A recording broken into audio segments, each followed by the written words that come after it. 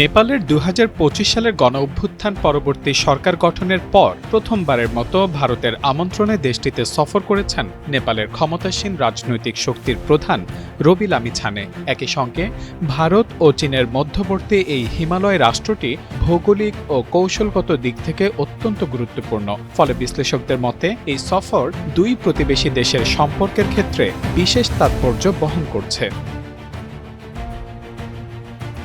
নয়াদিল্লি সফরে লামিছানে দুই দেশের মধ্যে অর্থনৈতিক ও কৌশলগত সহযোগিতা আরও জোরদারের ওপর গুরুত্বারোপ করেছেন। তবে সফরের সবচেয়ে আলোচিত দিক হল এতে অংশ নেননি নেপালের নতুন প্রধানমন্ত্রী বালেন্দ্র শাহ। মাত্র ৩৬ বছর বয়সী এই সাবেক র্যাব শিল্পী ক্ষমতায় আসার পর থেকেই তুলনামূলক নীরব অবস্থান বজায় রেখেছেন। তার ঘনিষ্ঠরা জানিয়েছেন, দেশের অর্থনীতি ও অভ্যন্তরীণ চ্যালেঞ্জ মোকাবেলায় মনোযোগ দেওয়ার জন্য তিনি দায়িত্ব গ্রহণের প্রথম বছরে কোনো বিদেশ সফরে না যাওয়ার সিদ্ধান্ত নিয়েছেন।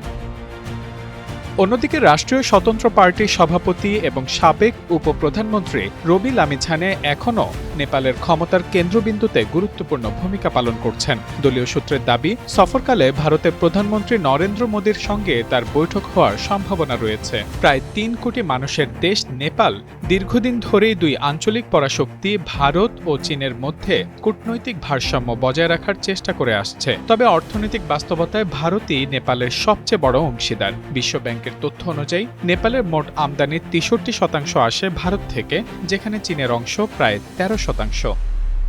ভারতের একটি পত্রিকায় প্রকাশিত নিবন্ধে লামিছানে লিখেছেন, একটি স্থিতিশীল ও সমৃদ্ধ নেপাল ভারতের উত্তর সীমান্তে একটি স্বাভাবিক নিরাপত্তা বলয় হিসেবে কাজ করে। তার মতে, নেপালের অর্থনৈতিক উন্নয়ন শুধু কাঠমান্ডুর জন্য নয়, ভারতের কৌশলগত স্বার্থের জন্য গুরুত্বপূর্ণ।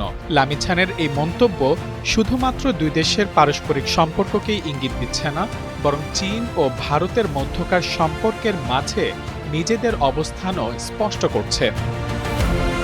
তবে এই সফরের মধ্যেই আবারও সামনে এসেছে দুই দেশের পুরনো সীমান্ত বিরোধ। ভারত, নেপাল ও চীনের সংযোগস্থলে অবস্থিত লিপুলেখ গিরিপথ নিয়ে দীর্ঘদিন ধরেই বিরোধ চলছে। ২০২০ সালে ওই এলাকায় ভারত নতুন একটি সড়ক নির্মাণের পর নেপালে ব্যাপক বিক্ষোভ দেখা দেয়। সম্প্রতি সংসদে দেওয়া এক বক্তব্যে প্রধানমন্ত্রী বালেন্দ্র শাহ বলেন, ভারত ও নেপাল উভয়ই একে অপরের ভূখণ্ডে অনুপ্রবেশ করেছে। তবে তিনি বন্ধুত্বপূর্ণ পরিবেশে আলোচনার মাধ্যমে বিরোধ নিষ্পত্তির আহ্বান জানান। যদিও তার এই মন্তব্যকে ঘিরে নেপালের সংসদে তীব্র রাজনৈতিক প্রতিক্রিয়া সৃষ্টি হয়েছে।